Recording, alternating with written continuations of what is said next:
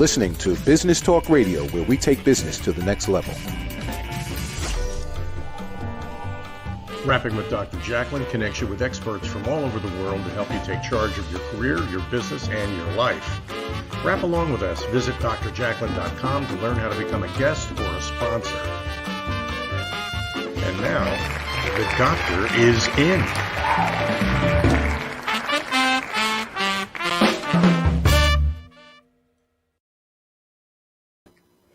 It's Friday night, at least here on the East Coast. We welcome you wherever you are in the world. You are watching Rapping with Dr. Jacalyn, stories of hope, inspiration, and overcoming adversity. I am your host, executive producer, director, and broadcast engineer, Dr. Jacalyn Kerbeck. This show is very near and dear to me because it is the very first show that I started with. And we started on the radio, literally with phone in hand, speaking to the people at the radio station. And then from there, we went to Zoom, and now we're on StreamYard. And so I actually started this program so that people that I work with in the support group for the Crohn's and Colitis Foundation would have a place to come forward and share their stories. And then it just grew and grew. And I'm happy to say that when I first started this in August, it was booked out literally for months right away. And I think that's because everybody has something that they want to share. And everybody's not exactly what we think they are. We don't know what people have had to deal with in their life, what they've had to overcome. My guest is a special friend, a special person. She's also a co-host. We know her as Pet Psychic Aminah, and we're going to be bringing Aminah out right now so we can talk to her a little bit about her life and her journey. Hello, Aminah. Welcome. Thank you. I hope it's really great out there. The sun hasn't set here in California yet. Well, it seems like a wonderful place to live. I've only lived here. I've lived in the entire state. It's a big state. I have tried it all. East, south, up, north, and middle. Well, it suits you very well. And for folks who are just joining us, you and I just had a show literally half an hour ago, I think, and that was really great to work with you. And it's really nice to have you here on Stories of Hope, Inspiration, Overcoming Adversity, because we get to see a side of you maybe that people aren't aware of. I know you and I have talked many times about overcoming challenges in life. But before we begin, why don't you just tell us a little bit about you? We know that you're a pet psychic. For people who are just joining us, they might not be aware. So take us a little bit through your journey as finding yourself as a pet psychic. I get asked, of course, how did this happen? Did I study for it? The answer is yes and no. But the psychic part, I've always heard animals. I didn't realize that the plants. I just figured when I was a little kid, everybody heard the plants talking and everybody else talking. When I was very small, my first memories, I'm the youngest of 5 children, and I would say, don't do that. He doesn't like it. I would always speak in the first person. So you get a few funny looks by your siblings, and you go, I think I want to be the weird one. And so I stopped speaking in first person terms about our cat, about the plants, or nature in general. I was always out in nature. That's my Zen place, anywhere like that. So you kind of just cover it up and say, okay, I'm okay with who I am. It had no problem being that way, but I didn't need to talk about it. And it wasn't until just recently that things kept happening where I was having conversations with people at work, which is a really dangerous place, that they needed to hear, but I didn't have any background. I was speaking with a woman who was of the Jewish faith, and she was really settling, and we were working on a project. She and her team came to volunteer at a place I worked, and we got into real personal conversations. So you start seeing the breadth of your life and go, things are different for me. Things are different for me, and I'm okay with that. And I'm going to use all my skills to be honoring who I am. And if anybody does anything, honor who you are, whatever that is. And I stayed true to myself throughout my lifetime. Sure, I've made corrections, but not big ones.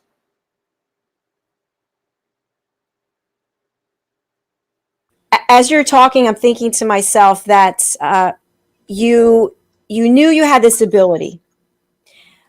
And at some point you decided to announce it, to share it, but there had to be, I would think, this fear and trepidation that maybe I won't be accepted. Maybe, can you share a little bit about that with us, how you were feeling? Yeah. So, knowing that I am born loving animals and doing that, I had a really great mom who put me in introduced me to the first sanctuary. I was 13. I was walking wolves, that were up here. And so they could have ripped my arm off. I had so many wonderful experiences. So I was back in Southern California about 10 years ago, more than that, but irrelevant. And I started more college in animal science. I already was working in a vet clinic, so I had a lot of education also there to have an outlet for my animal thing. But I never spoken the first person in public. I did to my children. We had pets, and I would say, "Don't you hear? He said, don't do that." And I would always say it in the first person. So my kids were raised like that. I never talked in public like that. I knew better because somebody's going to say I'm crazy or it's weird stuff or whatever. I never met another psychic except for one woman who helped me when I was helping my own cat. He'd run away. We wanted him back, blah, blah, blah. So I called her. My kid said, call her. Too many weird things are happening. This woman needed help in a conversation, needed empathy. She just needs somebody to listen to her. And then something would happen with somebody's pet, and I'd say, well, have you tried this? And then later they'd say, well, why did you know that would work? And I would say, I don't know. I just do. And my children specifically, and my husband learned really quick, just do what she says. Because every time it doesn't make any sense and we don't do it, it goes really badly for them. So there was a lot of organic going on, but now I was getting the idea that something was up and I was supposed to do something different. So I got told, and you think, okay, I got voices in my head now that said you needed to go public. And then I talked to my mentor in Texas, and she said, no, this is what this all means. You'll get a guide, and you'll go public, and you'll help people out. And I'm thinking, okay, I've kept this under wraps all my life, not even my siblings. I didn't tell them, all four of them. It was not, I loved animals, but that's all they thought it was. So it's a really big deal to go public. And I'm like, okay, where do you get a guide? Do you just go to Lucky's, the grocery store, down to Dollars R Us and say, hey, I'm in the aisle for a guide? So I didn't have any psychics in my life. So can you imagine being a carpenter? Just be a carpenter. And you say, okay, you're going to hit a nail on the head with a hammer. And they're like, what's a hammer? I mean, Right.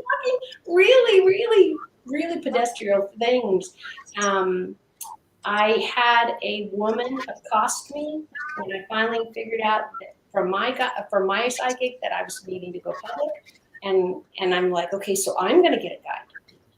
Where do you go those? So what did I do? I went to the library.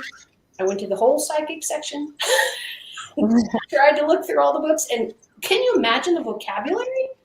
Again, be an engineer, do what you're doing. I can't imagine you learned, podcast 101, get this camera up, get that one down, put this one here.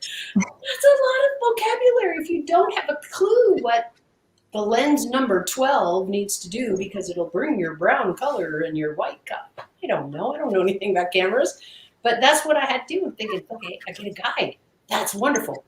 So when could he show up? Tuesday at 9? I've got appointments. I'm busy. I need to know specifically. I'll be at work. Is that going to work? And now you have to remember, at this point, I am working full-time as a staff member, a supervisor at a wildlife sanctuary. So I come out as a pet psychic. I really feel like they will there's the gate. Don't let it hit you all the way out. Because there's a reputation of people saying, I speak to animals, and then they put their hands in a cage, and the lion bites it off, and then the lion gets put down. Not the human. The human gets gone. And I love and am passionate about nature. I would never want to cause someone else's death. Human, animal, plant, it doesn't matter. My biggest fear was that it's not just going to reflect badly on who I am and that people would call me crazy. I can handle that. if I lost a life, then I'm going counter from my morals, from my love. Mhm. Well, I think something I want to discuss.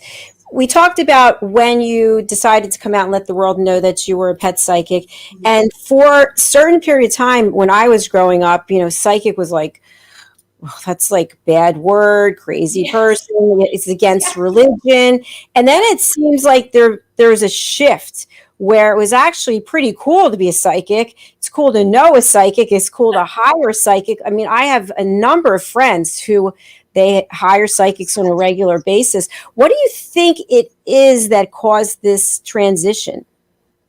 You know, we just had Dottie Boone on our show that you and I did together, and so please everybody look at that clip.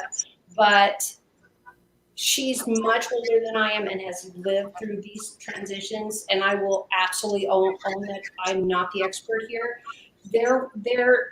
What happens when policies change? What happens when a country is banned? I have family in Iran.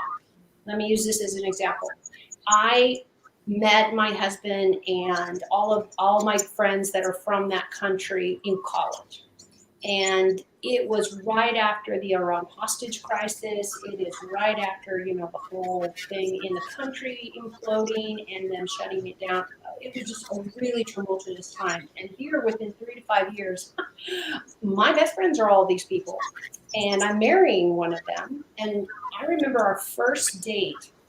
He asked me, well, what do you think of Iranians? And I went, well, I don't know because I've never met one to tell you. But because that's my outlook. I don't judge what I don't know. And you can't judge an entire population by the policies of a country. God, I hope not, because, Americans, we're in tough shape. So you branch out. But yeah, I was in a very different world than to go psychic or come that way. Anybody who knew me already gave me the animal part because I was always right. I was always doing that. You could ask my husband, he'd say, no, don't ever do what she doesn't tell you to do. If she really feels firmly about it, just do it because it's going to not go well. And I didn't know why I knew things. Now I needed to find out why. Getting a guide was a magical experience. He was there and then he wasn't. I see him as a male entity. I know some people, Dottie specifically, when she met me, she sees my guide as a female. But that's her interpretation and that's not wrong. So there's so many, I don't even know, gray areas in your experience will be your own because it'll be so much about you and who you are. The really fun story I have to tell you. So I've been told I'm going to get a guide. I go to the library, read all the psychic books, and Guide 101, they never tell you where that's going to fit. But I have an entire weekend that I am home, and I have my coworker's mother following me around for 3 days. I had 3 days off.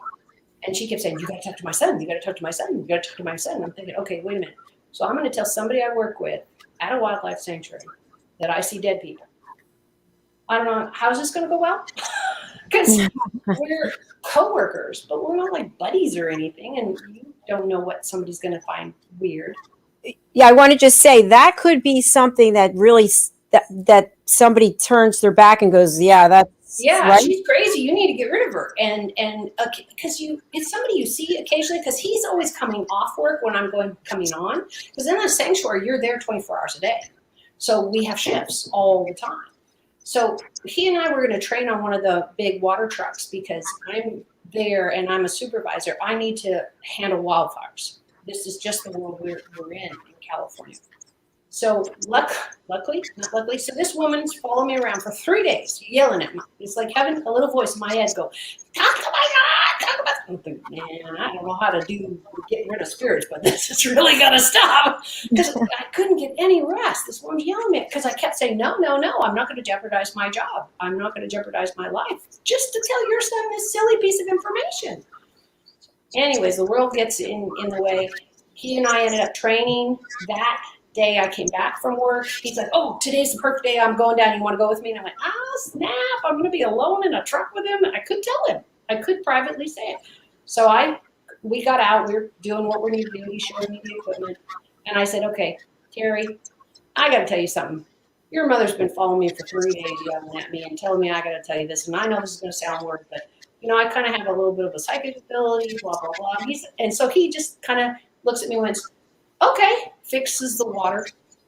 Okay, that's it. He said, "Oh yeah, we have psychics in our family all over the place. My brother doesn't want to do it, but my sister does it, and blah blah blah." We took off, and I went, "Oh my God!" Now I know why I was told to talk to him, because I needed an ally. I needed somebody there. We went on to talk about it for months, and I told him, "Oh my gosh, I saw this and I saw this, and again, how do we get a guide?" He's like, "I don't know. It's not my gift." And guess what? This is another example of how you have to walk through your fear. Yep. And you have to walk through the path that's meant for you, even if you don't know the steps. There's a trust. And then guess what I have today? I trust me. I trust what I see. I trust what I feel. And what I say when I do a reading for somebody, I say a lot of, I don't know why I'm saying this, but remember, I am only the mouthpiece. Spirit, energy, you're supposed to hear is what I'm telling you. Because otherwise it doesn't make any sense, because I don't know you. I don't see my clients. I do on video sometimes, but I'm on a phone call. And I'm an empath also, so I do really great with feelings and that type of stuff. But I'm telling them things about some red toy, or don't forget to go and stop by the puddle of water. Why would I know any of this stuff? And they will cry or laugh or go, "Oh my gosh, he loves that toy. He just shreds that." Okay. I am the conduit for the information. I don't own it. And I give it as freely as I can. I do a lot of free readings because I'd rather see somebody do better. My kids have always come to me and say, "Well, what do you think about this job or this person who I'm dating? What do you see? What do you know?" And I go, "Okay, well, we're this. I have a picture of my father up in our china cabinet that I have by my television. I talk to my dad all the time. He's been gone for 10, 15 years. And I am so lucky that I just say, "Hi, Dad." And he goes, "Hi." And then that's sometimes it, because we had a lifetime of doing that. I feel so privileged to be wearing that. When I did get my guide, it was like somebody stepped up beside me that was comforting and loving and accepting of wherever I was that day, that hour. Because you and I both know we have good, had, sad, mad, glad moments, if not days. So to have somebody who just accepts you for wherever you're at, the biggest thing I know with my kids, they always want to know, "Well, what's going to happen here? What's going to happen here?" I said, "What, do I look like the dictionary, or do I look like the atlas is going to?" I said, "We're not forecasters. I'm not going to tell you the future, because you can live it. And every moment you make a different choice. You make a different future. You make a different path. So I can tell you in this minute, with the decisions you've made, this is what it looks like. But if you decide to go swimming today, and you said you were going hiking and you drowned, I don't have anything to do with that." And they're like, "Why didn't you tell me?" Because you have free will. You have free will to make a choice every day. And I have free will to share it with you. And there are times where you say, "No, you don't get to know that, because it doesn't do you any good. It does harm." And Right. these are the things you learn. And sometimes I will ask. I did ask one. I can't pick out one specific instant because I have so many. I'm just saying, "Would you tell me, guide, would you tell me what the truth is?" Well, in one of them, she was going to be institutionalized because she really, really needed serious medical help.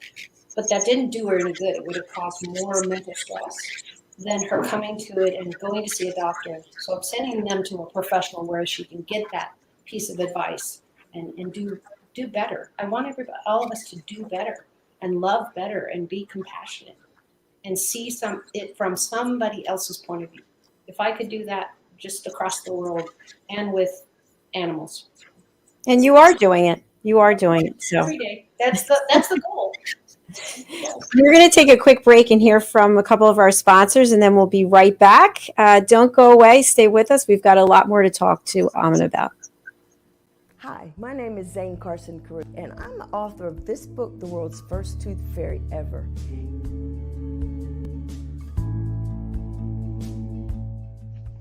Reading is magic. Studies have shown that reading to your children lays the foundation for greater success in life. Reading helps develop language and vocabulary skills. It helps improve memory, and it encourages curiosity and inspires creativity. The benefits are immeasurable, and as a parent, you'll benefit too. In only 10 or 15 minutes a day, you'll be creating more memories and a bonding experience that will last for years to come. So take time to read to your children. Read them books about things that engage and interest them. Tales of fairies and magic fascinate children, and as everyone knows, the Tooth Fairy is at the top of the list.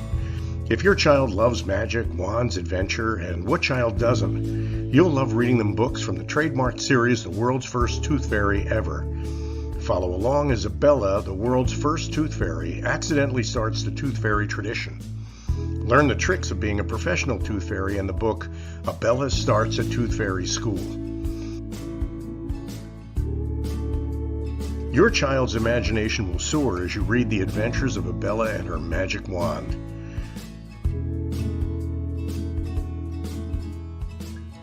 These wonderful books are available at worldsfirsttoothfairy.com and at Amazon, Barnes & Noble, and Walmart.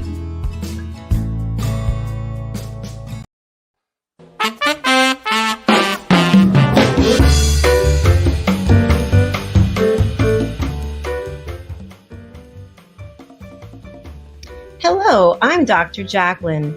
Rapping with Dr. Jacalyn presents A Better You. And here to tell us more is the creator of A Better You, Al Sini. Al, welcome to the show. Thank you, Dr. Jacalyn. It's always a pleasure working with you and everyone out there. You know, you might be a coach working with individuals professionally or personally, or you might be a consultant working with businesses, or you might be a trusted advisor specializing in an area like finance, let's say, or the law or healthcare. Whatever of those roles you relate to, you all have one thing in common, and that is you're working every day to help people become better versions of themselves, a better you. And Dr. Jacalyn's A Better You program is an opportunity for you to express your expertise in a particular area for 15 minutes in front of an audience of people who are looking for help from people like you. Yep. So, Dr. Jacalyn, maybe you can tell everybody how they can learn more about this. It's so easy. You go to abetteryou.tv and you sign up to book your session.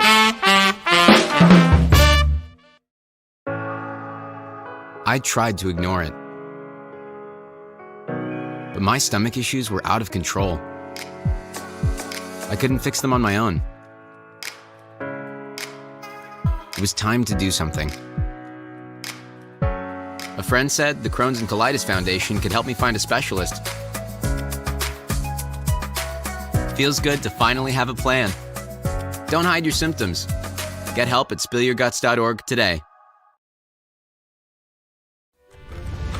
Ladies and gentlemen, here it is, the Buzz Victoria Show on the planet the other stations are tuned into. You're listening to Business Talk Radio, where we take business to the next level.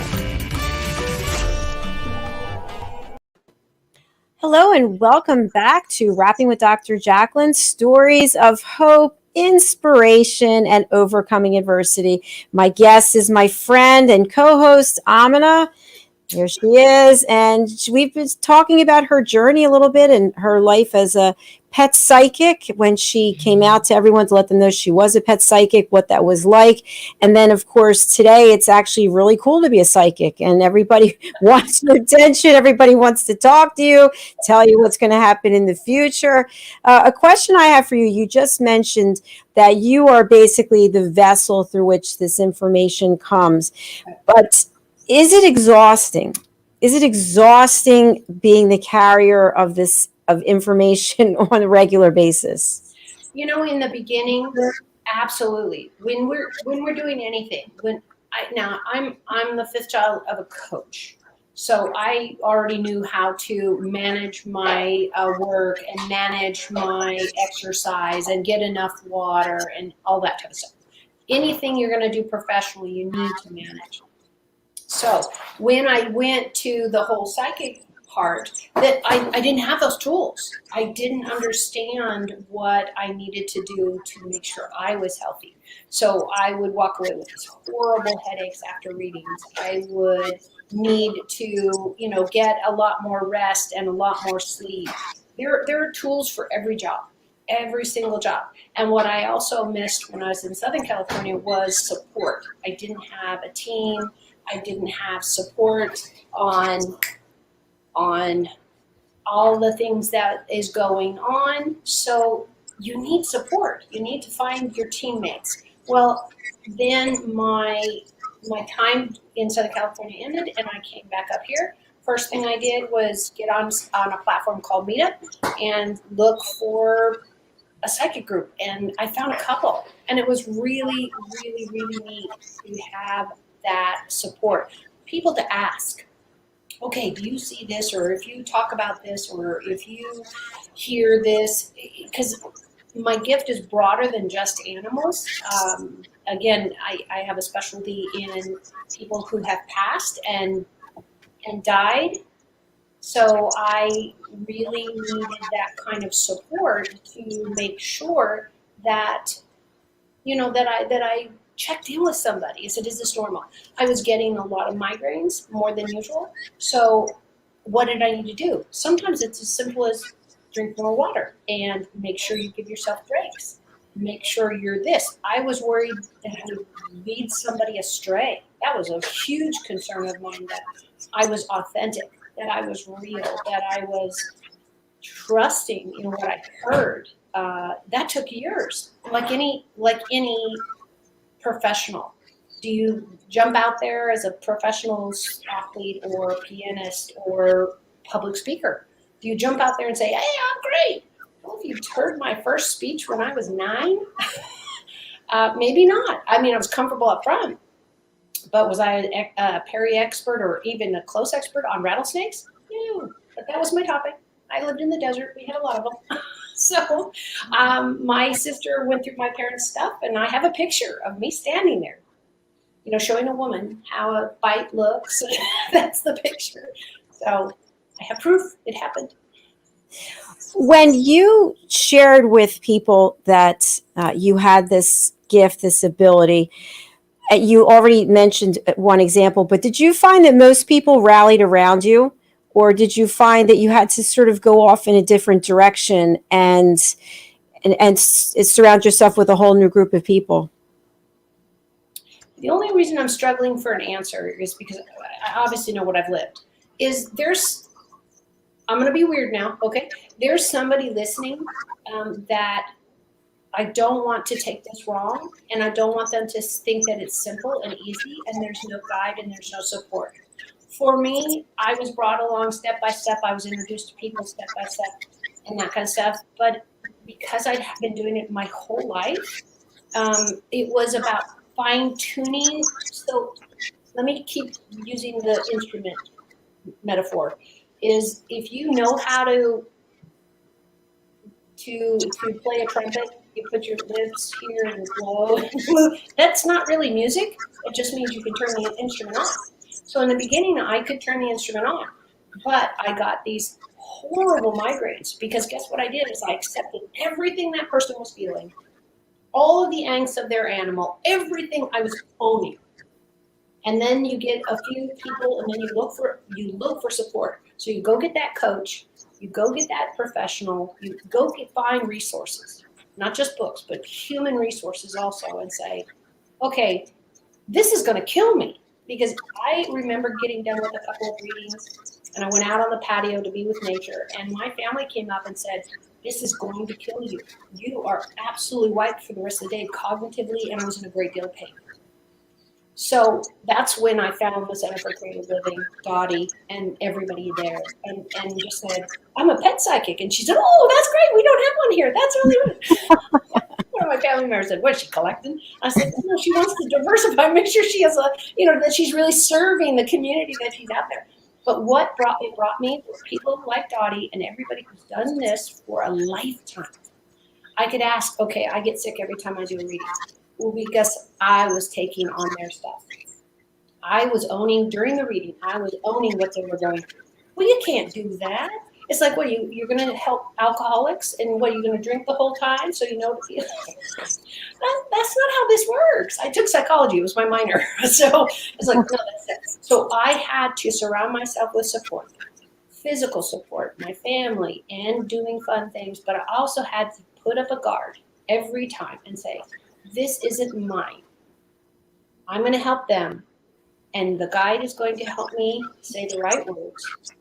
And I reiterate it to the whole time I'm reading. Okay, I don't know why I'm saying this, because sentence-wise, it doesn't make any sense. I'll say things that are like, I have no idea what that means. Like the red ball example. Why are we talking about a red ball? I don't know. But they know.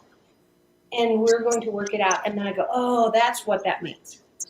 It doesn't belong to me. I've been given a gift, and I want to give back. Again, I donate a lot of my time for people going through whatever that I can. And of course, I have to pay for all these wonderful things to get the word out. So there is a living I hope to make and that type of stuff. But if you do it with the right heart and you surround yourself with the right people, it's just amazing. It's just amazing how much better I do and how easy it is. And I literally leave every appointment so happy, so in my element. That was not me 10 years ago. That was not me 15 years ago. It was really a struggle. Well, that's what this show is all about, right? Hope, inspiration, overcoming adversity. So, I think the theme of the day so far with all the various shows is that for us to get to where we are, where we want to be, where we're going, there are pain. The pain is going to emerge. It's not going to be suffering, but there's hard work, there's challenges. And if you really want something, you have to keep persevering. And in your case, and I even mentioned in my case that I've had plenty of people who have tried to rain on my parade since August. Plenty of people who are not happy. You're not going to do it. Why are you doing? There's millions out there. You probably heard all of that. Yeah. And I get everything from, we had somebody coming that we were hiring, and I told them ahead of time at the interview, this is what I do. And I'll just hand my business card. I said, I want you aware that if you are working with me on a different level, it was a whole different entity. I said, you're going to hear me talk about this. I'm going to take client calls. I'm going to speak in the third, second person, whatever. And she's like, no, I can't do that. And I said, I respect that completely. I might like cello, but I don't want to play a cello. That does not sound like fun to me. Or maybe I don't like the sound of it. I want everybody to meet everybody where they are and accept where they are. If they're for you, they'll either come back into your life, be a part of your life. We learn better through hardship. Because guess what? It embezzles into our mind to go, yeah, I don't really want to do that again. Not fun. I learned to accept my guide and realize that I didn't just take on schizophrenia or some other medical disease. I really worried about that at some points. It's like, somebody's going to just think I'm nuts. And no, you get long enough and you do it long enough and you get really good at saying, I trust me. I trust that what God gave me, I can move forward. And I've saved lives. I've saved people's lives, but I've saved their animals' lives and their plants. And I hope I've given peace of mind to a lot of things. I get a lot of end-of-life comments. I need to put my animal down. Is it the right time? Is it the right place? Oh my gosh, we should not be having to decide who lives and dies, but we do because we have compassion, we have the technology with vets. So my last one was a few days ago, and the woman called and I said, can we talk at 7? She said, no, he's being put down at 6. I need to know now if this is the right decision. We got on the phone at 5:30. And it was the first time in a long time that I told her right up from the beginning, because time was of the essence. And I said, I'm here to support you and tell you how loved you are and how much your puppy loved being with you. But it is time. Don't cancel the appointment. It is time. I haven't had to tell somebody that in a while. Sometimes there's other things we can do. Again, I have a lot of college education, a lot of on the ground work, so I can talk what a vet will possibly do and when to go, and when to try new food, when to try new behavior. There might be a behavior, all that kind of stuff. Animals get allergies just like people. I can feel the itchy feet. I can feel the itchy skin. And let's try a new soap. Let's try water. I'm really, really fortunate. But end of Amina, conversation. what did it feel like when you had to give that information? Because you were talking before about health, how your health was affected. I know as a coach, when I first started, I would literally be in tears across the computer. And I'm thinking, oh my gosh, like, I don't think I can do this work because I'm getting so emotionally involved. So at this point, this stage in your career, when you had to deliver that information, how did you feel and how did you feel afterwards? This far into it, I feel privileged. I'm trying to find the right word, and that is really the right word. If you are able to give somebody peace and calm, and the owner's no longer beating themselves up about, did I do it right? Am I being correct? Am I being lazy and just don't want to deal with the plaster or whatever? We guilt ourselves. We guilt ourselves with a lot. But that's why you come to me, or you go to a therapist for people, or you go to the doctor and you say, I hurt, or I have this. Is my arm broken? Maybe I'm crazy. They're the same thing. They have training. They have x-rays. For me, my guide keeps me on the up and up. I really think. Because, again, it's not about me, Aminah, this person. It's about what I can do with the gift that I've been given and give back and say, this is what I hear. If this makes sense to you, because they still have free will. Nobody's there saying you have to put them down or you have to do this. I try because of my diverse education. I don't know about any other psychic. I don't just talk about as the missing human stuff. I'm going to give you on the ground, real life, behavioral, food, diet, exercise. I'm a big fan of the dollar store, and I give you tons of choices because guess what? You're on the ground floor. If you don't give somebody control over what happens to their life, then they will feel out of control. I needed to give her back the confidence and that the choice she had already made was the correct one. That she wasn't preempting this life. This animal did want to leave, and this body just hadn't fallen. Yeah, I think that would be extremely comforting and welcoming, and it's almost like you're holding the hand of the person. Right? And I'm holding their hearts, and I'm holding their pets' hearts. And you're right. I find dealing with the next part of the life, and I keep telling them, I'm really fortunate. I have a best friend, and we met right as I was going through this in public and everything. And her sister had died, and she was only 36 of lung cancer, and she'd never smoked a day in her life. And my best friend sat next to her with hospice when she took her last breath. My friend is very sensitive. She's a very kind person, but she was, can you imagine being the oldest of your family and helping everybody? And that's where it felt like. And I didn't know her well enough. Well, I'm in Panera Bread. Everybody's familiar with this restaurant? Yeah. And the whole place is full. There's a whole thing of firefighters having lunch. And her sister comes up and says, I want to talk to her. You ready to talk? And I'm thinking, are you kidding? I haven't told her I even have this gift. And this is the 3 months of this. So now I got my coworker's mother yelling at me. And he said, oh, she yells all the time. Great. Stop having her yell at me.